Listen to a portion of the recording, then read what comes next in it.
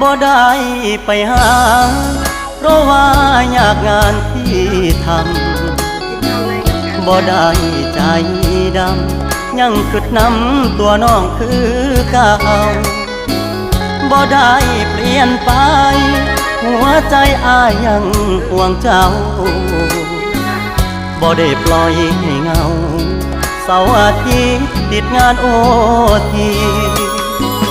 ได้แต่โทรหาน้องคงจะไม่ว่ากันบ่เคยเปลี่ยนพันสัญญาหักมันคนดีบ่ได้กักมีกิ๊กบ่ได้หลีกสัญญาที่มีย้อนงานยุ่งอีหลีคนดีอย่าเครี